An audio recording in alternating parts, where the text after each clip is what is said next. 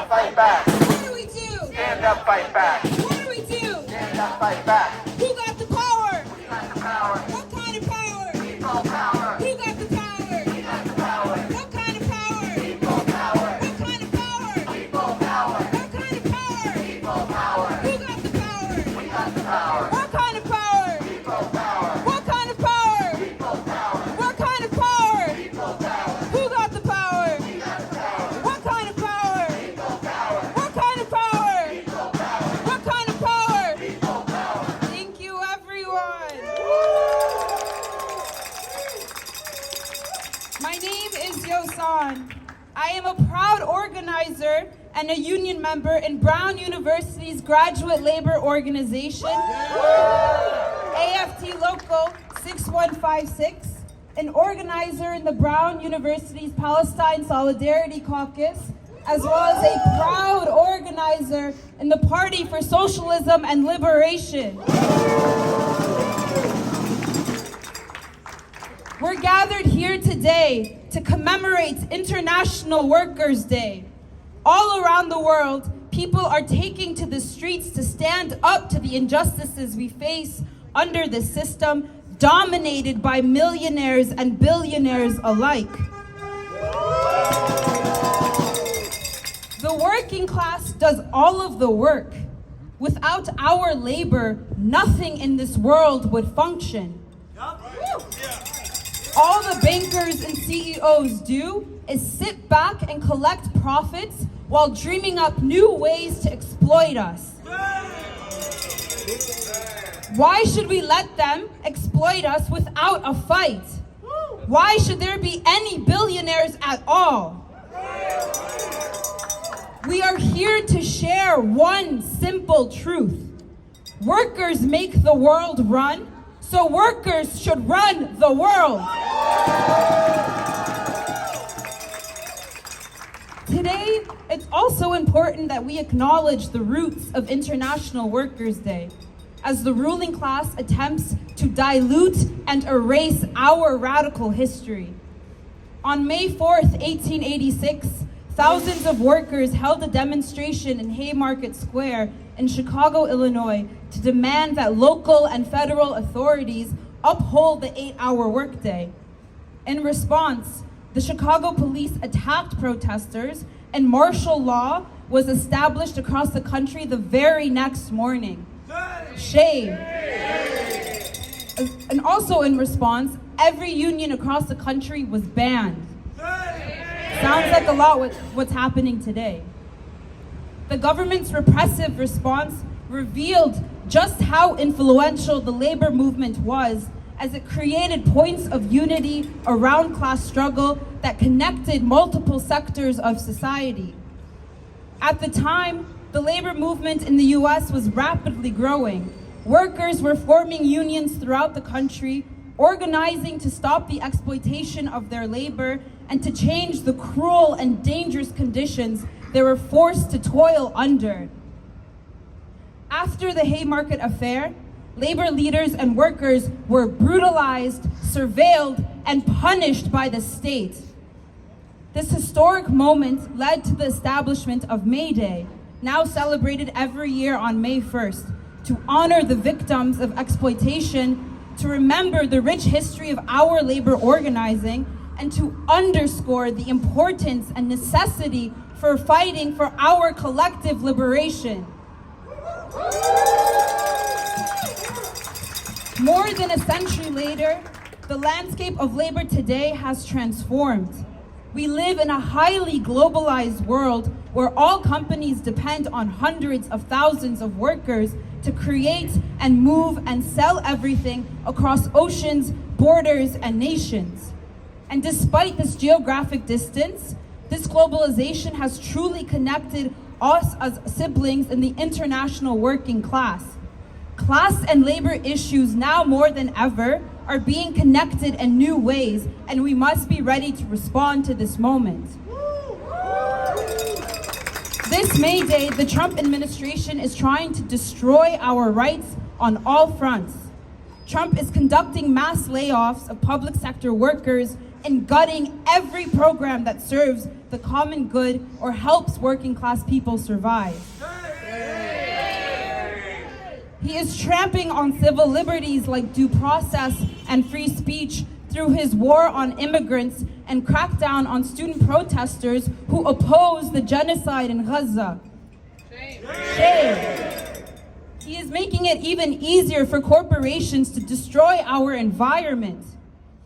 We need to understand that these attacks are all part of a single project to expand the wealth and power of the billionaire class. So if we want to win, we need to build one united movement to fight back. We need to defeat the attacks from the Trump administration, but we also can't go back to the status quo either. It keeps getting harder and harder for working people to make ends meet and to live a decent life.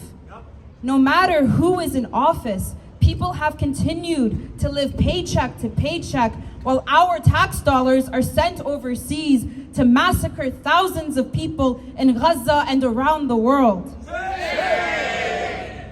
We need to build our own vision for the future. We need to build a life where people can live comfortably in their homes and in their communities.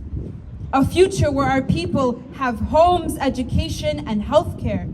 A future where our people are no longer crushed by the boots of US imperialism and state power here and abroad. A future for dignity for all. With that being said, I'd like to introduce our very first speaker. Callie is an educator and union organizer with the Providence Teachers Union Caucus of Rank and File Educators, also known as CORE. Callie and her fellow rank and file organizers are actively working to mobilize teachers to speak up and fight for better schools for all of our Providence's students. Please welcome Callie.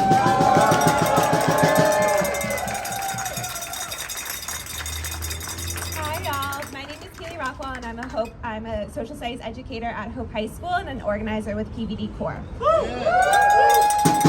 Thank you all for having me today. PVD Core launched a year ago when a group of Providence teachers got together and decided that it was time to fight back. Oh, thank you. You got it. PVD Core launched a year ago when a group of Providence teachers got together and decided that it was time to fight back against the disempowering working conditions in our schools. We set out to build an organizing union where every member's participation is important and is the source of our collective power. Since that time, we have packed the rooms of the Providence School Board, the City Council, the Rhode Island Department of Education, and the State House to resist the closure of our schools, the non-renewals of our educators, and the takeover of our buildings by big box anti-union charter schools. We have organized Know Your Contract events for new teachers, and we have advocated for explicit protections for our queer and immigrant students in our buildings, even when we were told that doing so was making too much noise. And we have faced resistance in doing that. We have faced retaliation. But no matter how hard those in power have tried to get rid of us, we have always shown up and we have never backed down. We do this because educators deserve better, but also because our students and our parents deserve better. Teachers' working conditions are students' learning conditions, and they are being grossly exploited right now. We are honored to work for improving these conditions alongside youth-led organizations, and we are honored to be here today, marching alongside working people from across the state. We cannot achieve the schools our community deserves without the strength and solidarity from each and every member of that community. And we're so honored to be here in this fight. Thank you so much. Everyone give it up one more time for Kaylee. Next up, we have Ash from 7 Stars UFCW Local 328. Ash is a barista and union rep at 7 Stars Bakery on Broadway right here in Providence. They helped lead the drive to unionize their stores just a few years ago and helped fight and win the union's first contract. Please welcome Ash.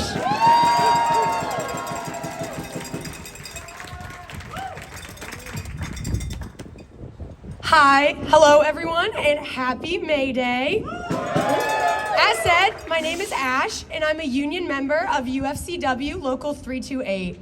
I work at the Broadway 7 Stars and had the honor of helping negotiate our first contract.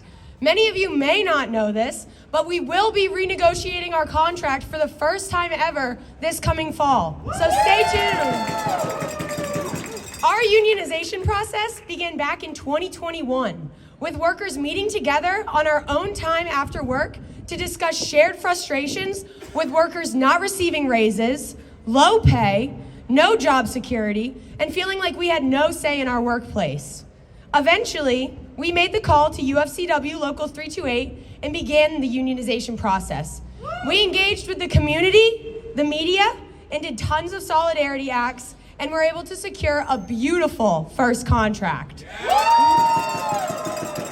7 Stars workers went around to other cafes in Providence and created a list of their hourly wages, with 7 Stars at the bottom paying a mere $9 an hour in 2021. We posted that list on the community boards in all cafes with a link to leave a Google review demanding workers were paid more. Well, I'm happy to say now we're paid more. Workers are guaranteed $15 an hour plus tips with yearly raises. Prior to our contract, raises were out of the question. I want to emphasize, especially on this May Day, that we would not have been able to win the contract we have without solidarity from workers around us. Right now, we're seeing our fellow union siblings and even ourselves being under attack every day in so many ways.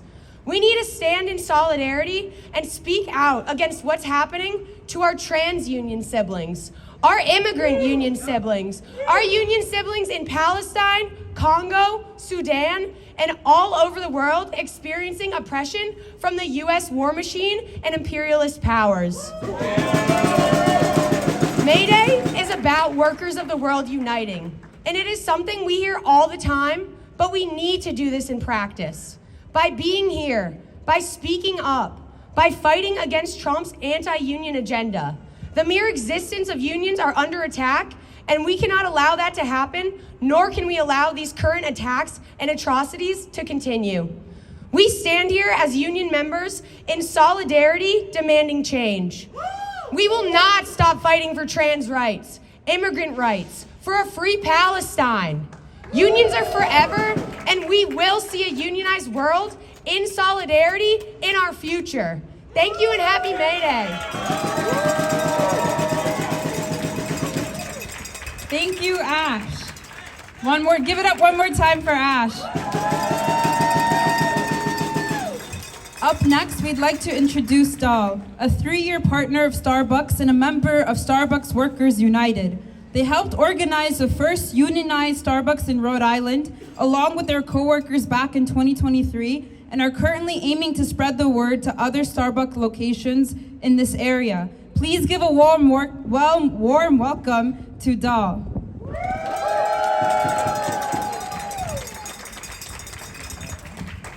Hello, Providence. All right. My name is Dell, and as I said before, I've been with Starbucks for about 3 years. I started when I was just 18. It was my first job, and I found myself thriving being able to connect with customers in a community like this. But of course, I started to face some really unfortunate and unfair treatment from upper management. And I soon began to realize that it's not gonna get easier from here.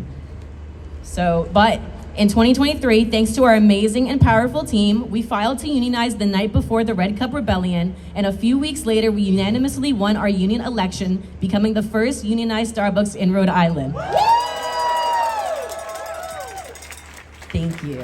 Like many other Starbucks stores and local cafes, we experienced a plethora of unfair work conditions, lack of hours, understaffed shifts, dangerous working conditions, and unfair biased treatment from upper management. I was naive to think our work was done there. Starbucks has continued to push us workers down. Of course, we still face these issues, and I'd be lying if I said I haven't lost the motivation to keep fighting for these rights. There have been so many shifts where I daydreamed of walking out and never looked back. And I'm sure a lot of you guys can relate to that. Anxiety before a shift, wondering if you'll be staffed properly, worrying if you'll be scheduled enough hours to pay for rent or even just eat dinner for the next couple of nights. This is the harsh reality we as the working class face. In this state of the economy right now, and I want everyone to hear this, minimum wage is not a living wage.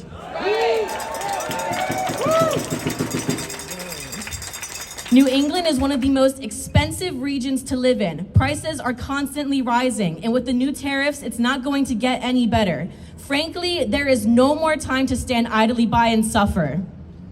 As the working class, capitalism relies on us.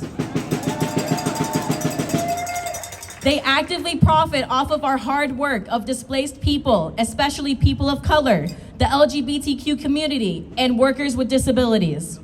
We will not be taken for granted. With all of you at this rally right now, this empowering message is being heard very clearly to City Hall, and it's to never ever stop fighting for our rights. Let the millionaires and workers with six-figure salaries know that enough is enough, and we are not replaceable, we're not pawns, we're workers, and we're human. Our campaign is still fighting strong with over 570 plus unionized stores around the country and 11,000 unionized partners. Throughout bargaining, we've had so many wins, like securing extended parental leave and enshrining the Crown Act, which protects partners from racially motivated discrimination against certain hair textures. We walked out of bargaining last December because the company was stalling, but now we are in the middle of mediation with the company. Starbucks Workers United continues to fight for a contract that will improve the lives of workers nationwide, and we hope to empower and inspire the other service workers to take action. A bright and hopeful future still exists for us workers, and we will not give up on it until we make it a reality. Before I end my speech, I'd just like to thank you all so much for being here today. I'd like to graciously thank PSL for inviting me to do my first speech. I'd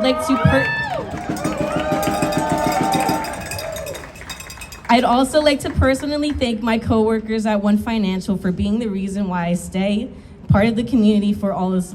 Sorry, I'm getting a little choked up here. This is a very emotional moment. I just want to thank my coworkers for being the reason why I stay working. And if any other Starbucks partners or anyone has any questions for me who want to unionize, please just let me know. And happy May Day, and thank you guys. Everyone give it up for Dow. We would also ask that everyone come closer to the stage. Just, get comfortable, get close, get intimate, workers.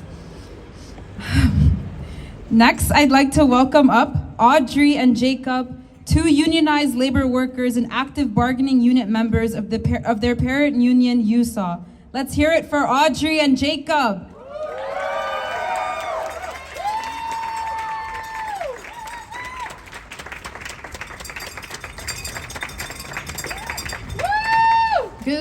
Good evening, everyone.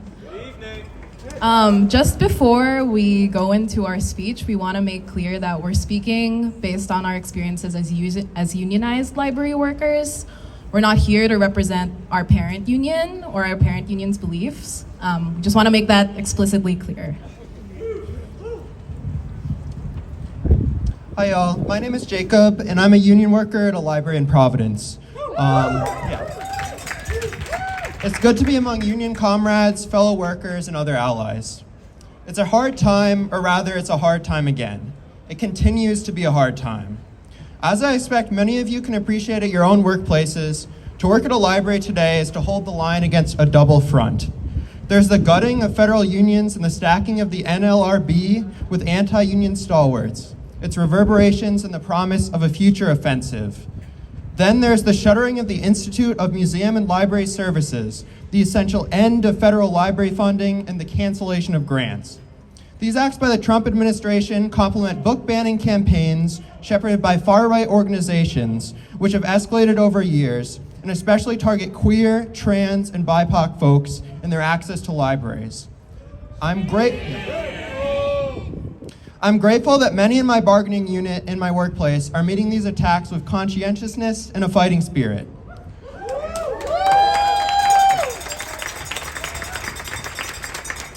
However, in my experience, it has also felt like a profoundly alienating and discouraging time to be an active union member. My workplace has faced the brutal federal clampdown on libraries and workers with a whimper, which I suspect is the response of many workplaces in the country. Aside from pleas to one's representatives, the institutional strategy has been mainly to clam up, endure, and to do what they can to maintain a shred of federal funding by being very quiet. As a worker, I've been given the chance by the leaders to protest, to urge a stand against the attacks against our livelihood, our patrons, and our mission, but then the time for protest passes and the decision is made. And as a public-facing worker, myself and my coworkers are then the ones who must deal with many of the consequences, to whether the abuse of irate pro-censorship patrons to decide whether to check out a book, perhaps as a skeleton crew to boot. One would hope that the union then could be a place to rally with fellow workers, to strategize, to face realities when one's employer will not. But amid small victories, there's a deep hesitancy. The union is deeply integrated into the workplace at large, domesticated, largely focused on small near-term goals, on maintenance rather than progress. We are stuck in a maze of processes and best practices. There is, I would say, an instinctive distrust of any sort of politics beyond office politics. Also, an obsession with niceness and etiquette, which can seem to supersede all other issues. In short, we move very slowly during this time, which demands daring maneuvers. It's a good time to be connected with one's union siblings, to celebrate and stand in solidarity with our unions. And it's a good time to meditate on May Day, our radical roots, and to consider what we need from our unions during this time. What serves workers in this current configuration of unions, and what no longer serves us? How we may activate and strengthen our unions by loving challenge. Thank you.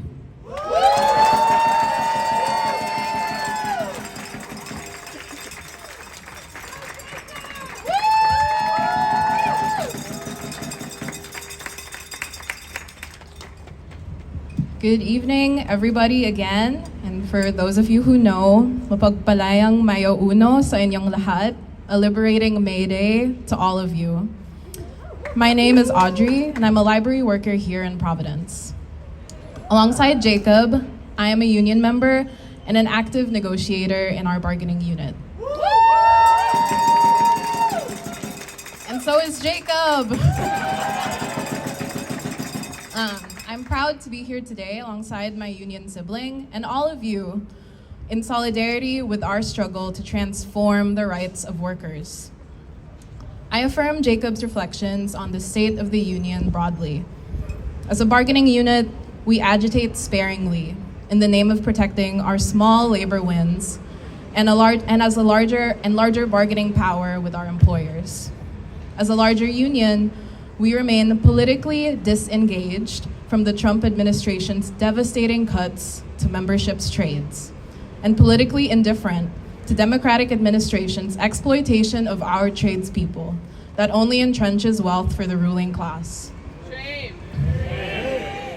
And so today, I uplift all of these reflections with utmost urgency as I ask the union broadly to consider, what does it mean to accept these conditions as the path by which we secure our labor rights? It means that we only secure labor rights as long as we keep quiet, while our community members' rights are violated amid the comprehensive attack on immigrants. It means that we only secure labor rights as long as we keep quiet, while the 18th month of an abiding genocide in Gaza is waged. It means that we only secure labor rights as long as we do not interfere with the political agenda of the ruling class. But workers of conscience around the world understand that conditional rights like these are not rights at all. Because a labor struggle which satisfies white working class needs, yet lacks a rigorous solidarity with working women and non-binary people of color, with disabled workers of color, with immigrant workers, with international workers, and most especially with the honorable and steadfast workers in occupied Palestine. Will never be the path by which true labor power is built. To end, I would like to elevate excerpts from a letter issued by the General Federation of Trade Unions in Gaza to labor unions in the United States on the eve of International Workers' Day. Dear members of American trade unions, for over 16 months, Gaza has been subjected to a brutal assault that has resulted in the martyrdom of tens of thousands of innocent civilians, including thousands of workers, along with the systematic destruction of infrastructure, homes, hospitals, schools, and factories. The occupation has stripped Gaza of all means of life, sparing no service or productive sector from systematic devastation, leading to the collapse of healthcare, public services, education, and the economy. Millions of Palestinians now find themselves displaced, without food, water, shelter, electricity, or medicine. This war would not have been possible without the unlimited US support for the occupation, whether through military funding, political and diplomatic backing, or arms deals that kill our children, women, and elderly every day. The US administration under Trump has continued what the previous administration started, becoming a direct accomplice in genocide, ignoring the voices of millions inside and outside of the United States, and an overwhelming majority of the nation who reject this brutal aggression. Therefore, we call on you, the American labor unions, to translate your solidarity into effective actions that go beyond statements and speeches and create real pressure to stop this dirty war. Thank you.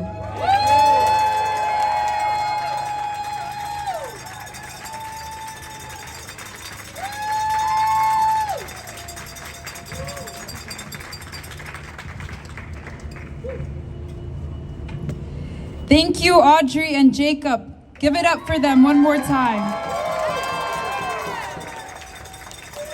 Before we march, we'll hear from one more speaker, Eloy. Eloy is the director of the Olneyville Neighborhood Association and a leading organizer with the Rhode Island Deportation Defense Coalition. Alongside Amor and PSL, ONA helps operate the Deportation Defense Line to keep our community safe from ICE terror. Give it up for Eloy.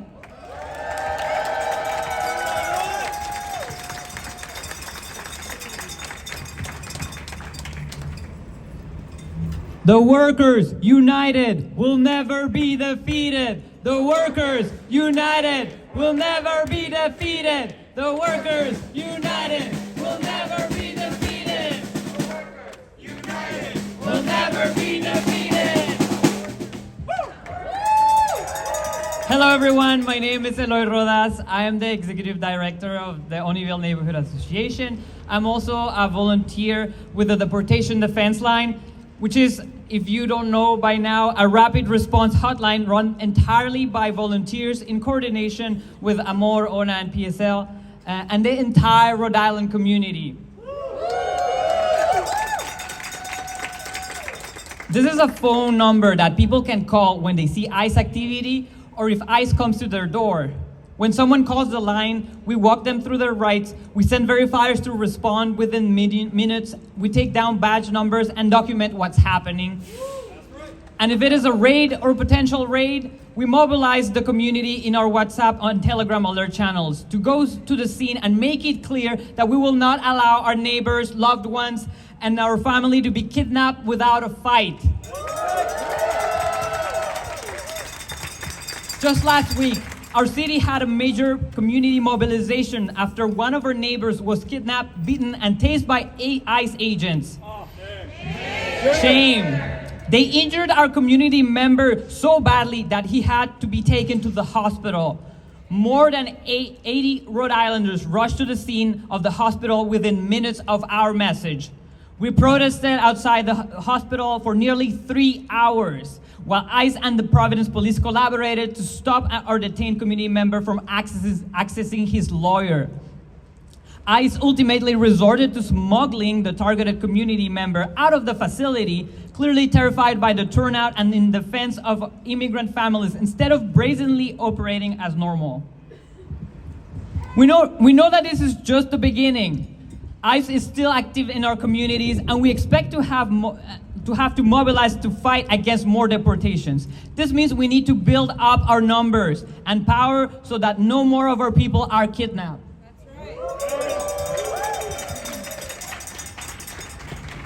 The struggle for immigrant rights is inseparable from the struggle for workers' rights because they share the same root.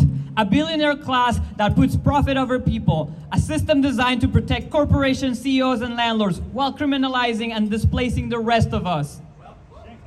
A system that hands unlimited resources to police, ICE, and the military to terrorize our communities at home and abroad with total impunity. A system that creates and puts ultra-wealthy parasites in power.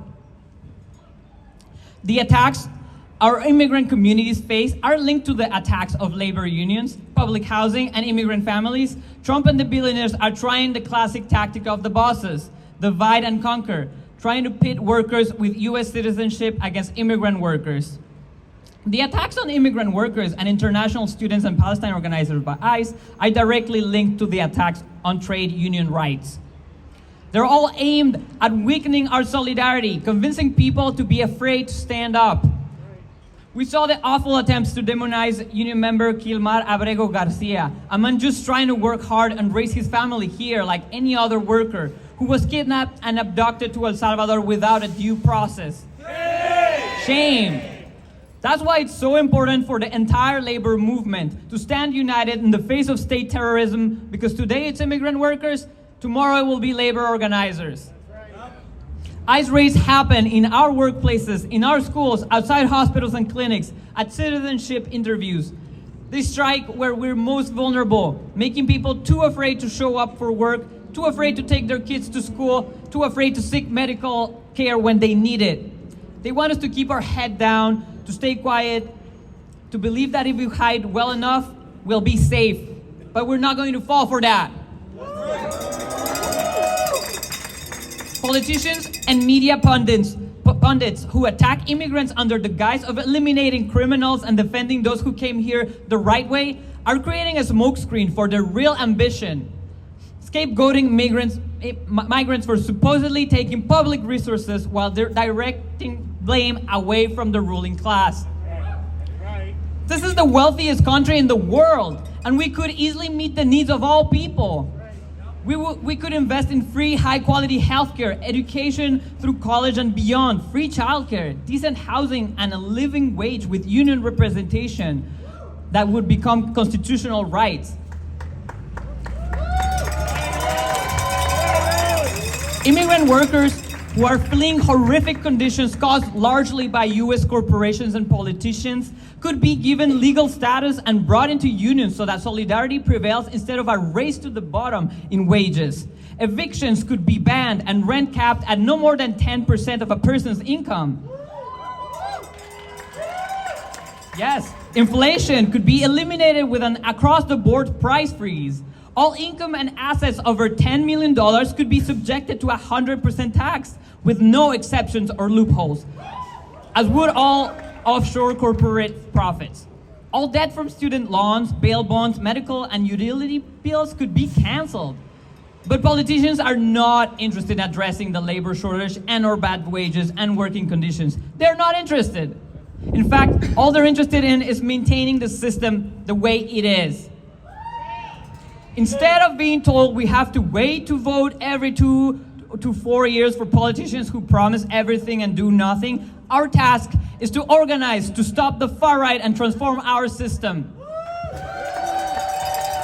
Only a mass movement can defeat this far right attack on our immigrant communities, and the deportation defense line is just the beginning. Get involved and do outreach with us. Join our fight against ICE terror. It is only immigrant and non-immigrant workers uniting together that can defeat Trump's mass deportation plan and protect our communities. It is only immigrant and non-immigrant workers uniting together and rise up for our labor unions, usher in new labor protections, increase our wages, and improve our working conditions. And it is only immigrant and non-immigrant workers uniting together that can defeat Trump's mass plan. Thank you very much.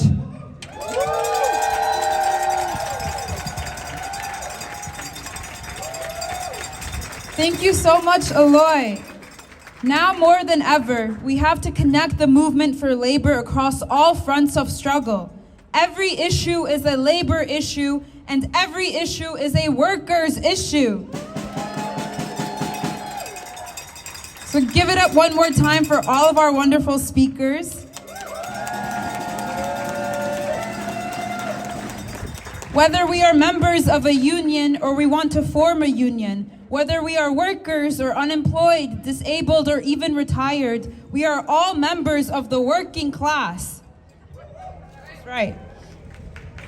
We are the people who make everything run, and we want to show Rhode Island, the Trump administration, and the entire world where the people stand. So are we ready to march?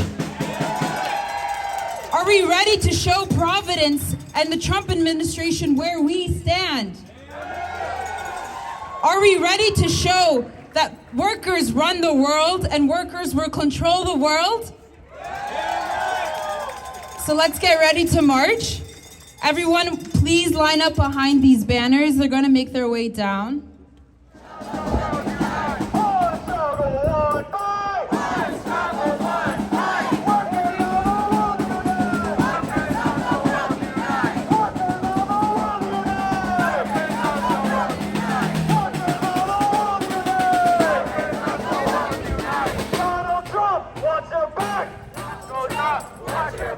Here comes the working class.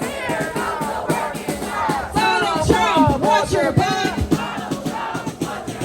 Here comes the working class. Donald Trump, watch your back. Donald Trump, watch your back. Here comes the working class. Here comes the working class. Donald Trump, watch your back. Donald Trump, watch your back. Here comes the working class. Here comes the working class. Donald Trump, watch your back. Donald Trump, watch your back. Here comes the working class. Here comes the working class.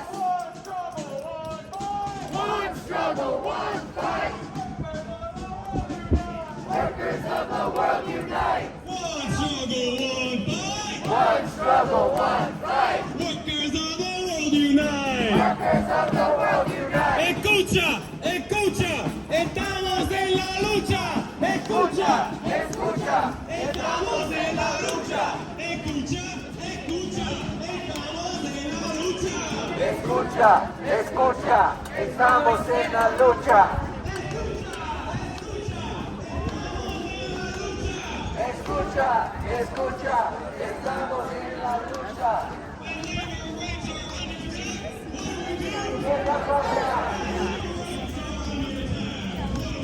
Izquierda,